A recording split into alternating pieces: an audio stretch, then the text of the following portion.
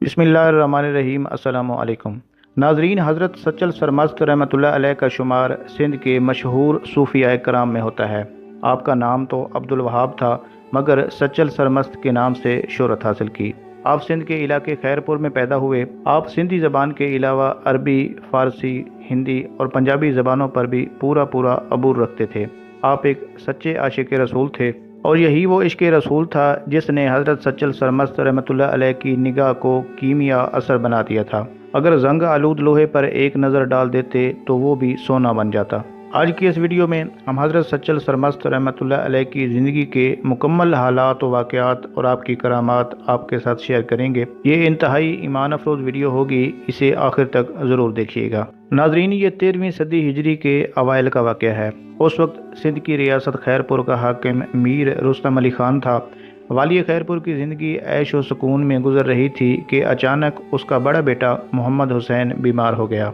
शुरू में तो यही समझा गया कि ये एक आम सी बीमारी है, वलीउल सल्तनत चंद रोज़ में सेहतयाब हो जाएंगे। मगर जब मर्द ने तूल खींचा तो मीर रुस्तम अली खान को फ़िक्र लाहक हुई। उसने दरबार के तबीब ख़ास को तलब किया। सरकार, परेशानी की कोई बात नहीं। तवील मुआयने के बाद दरबारी तबीब ने अर्ज़ किया, मर्ज़ की तशख़ीस हो गई है।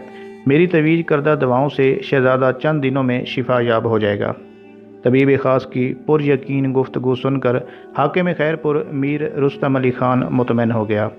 फिर तबीब ख़ास की दवा शुरू की गई, मगर बराए नाम भी अफाका ना हो सका, बल्कि मर्ज़ बढ़ता चला गया।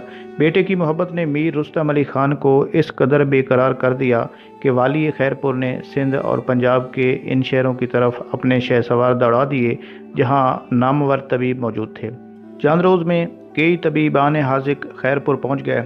इतने अरसे में मीर मोहम्मद हुसैन बहुत ज़्यादा लागिर हो चुका था। माहिर और तजर्बाकार हकीमों ने वाली अहद सल्तनत का मुआयना किया और मुबहम लहजे में मायूसी का इजहार कर दिया। इंसानी इल्म की हदें अब ख़त्म हो गईं और जड़ी बूटियाँ अपना असर खो चुकीं। अब शहज़ादे को दवाओं से ज़्यादा दुआओं की ज़रूरत है, ये कहकर तबीबों की वो जमात चली गई और मीर रुस्तम अली खान तमाम तर वसाइल के बावजूद अपने बेटे का इलाज करने से कासिर रहा। हवेली मातम कदा बनी हुई थी और हर मकीन सोगवार था। इसी करबनाक फ़िज़ा में एक खिदमतगार नवीद जाँ फ़िज़ा लेकर आया कि सरकार, आपके इलाके में एक दरवेश खुदा मस्त रहते हैं। उनके बारे में सुना है कि मुस्तजाब दावत हैं, यानी वो जो भी अल्लाह से दुआ करते हैं अल्लाह करीम उसे कबूल करते हैं। आप शहज़ादे की सेहत के लिए उन बुज़ुर्ग से रजू क्यों नहीं करते? मीर रुस्तम अली खान ने हैरत से अपने खिदमतगार की तरफ देखा और उससे पूछा कि वो बुज़ुर्ग कहाँ रहते हैं। खिदमतगार अर्ज़ करने लगा कि दराज़न में। दराज़न रियासत खैरपुर का एक मुज़ाफ़ाती इलाका है। तो फिर बुज़ुर्ग की खिदमत में जाकर अर्ज़ करो कि हम उनके दीदार से मुशर्रफ़ होना चाहते हैं, मीर रुस्तम अली खान ने बेकरार होकर कहा। खिदमतगार ने बुज़ुर्ग की खिदमत में हाजिर होकर वाली खैरपुर की ख्वाहिश का इजहार किया तो बुज़ुर्ग ने शान बेनियाजी के साथ फरमाया कि अमीरों की हवेली में फ़कीरों का गुज़र कहाँ। मीर रुस्तम अली खान के खिदमतगार ने इसरार किया तो बुज़ुर्ग ने फरमाया, दरअसल दरवेश को महल्लात की आबो हवा रास नहीं आती, तबीयत ख़राब हो जाती है। वाली खैरपुर का खिदमतगार दरवेश की गुफ्तगू का मफहूम ना समझ सका और नाकाम व नामुराद वापस जाने लगा। खानगाह के दरवाजे पर एक मजजूब नुमा शख्स ने उसे रोक कर कहा, इतनी आसानी से कुछ हासिल नहीं होगा। मीर रुस्तम अली खान का खादिम मजजूब की बात सुनकर चौंक उठा। फिर मुझे अपनी मुराद किस तरह हासिल होगी? मखदूम के दामन से लिपट जाना। मजजूब ने कहा, मखदूम इनकार करेंगे कि वो कुछ भी नहीं हैं, मगर तुम उनके दामन से लिपटे रहना और दरख्वास्त करते रहना। अगर तुम मखदूम के इनकार से उकता गए तो फिर कभी कुछ भी हाथ नहीं आएगा।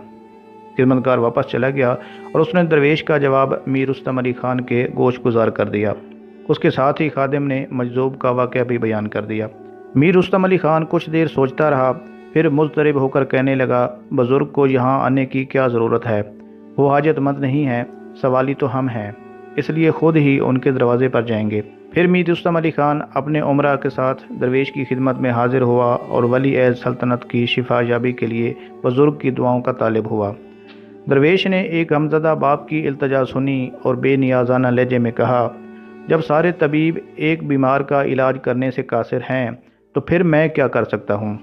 ना मुझे हिकमत आती है और ना मैं जड़ी बूटियों से वाकिफ़ हूँ। میں تو شیخ کی خدمت میں دعا کے لیے حاضر ہوا ہوں۔ میر رستم علی خان نے عرض کیا۔ میری دعاؤں کی قبولیت پر تمہیں یقین ہے؟ بزرگ نے والی خیر سے پوچھا۔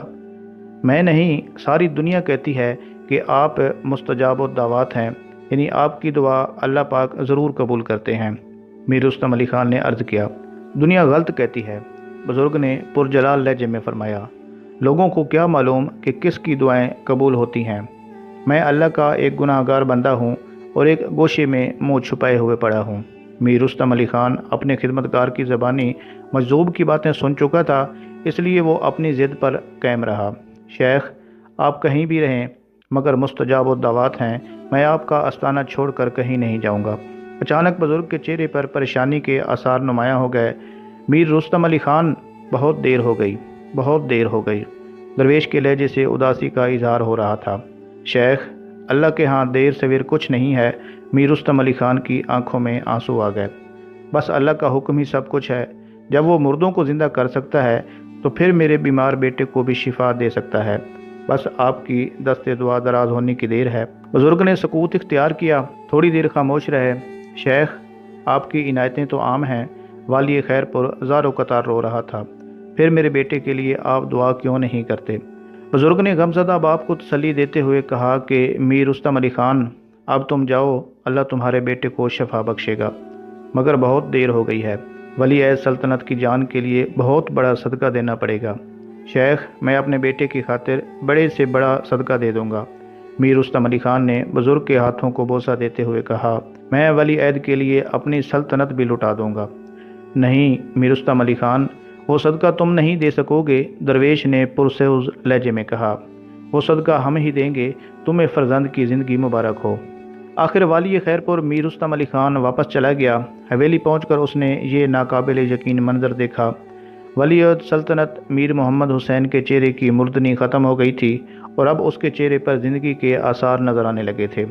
جب میر رستم علی خان واپس چلا گیا تو درویش نے سجدے میں سر رکھ دیا اور نہایت رقت امیز لہجے میں دعا کرنے لگے۔ اے علیم و خبیر اللہ، تو خوب جانتا ہے کہ رستم علی خان کے بیٹے میر محمد حسین کی زندگی لوح محفوظ پر ختم ہو چکی ہے، مگر تو اس پر بھی قادر ہے کہ جسے چاہے برقرار رکھے اور جسے چاہے مٹا دے۔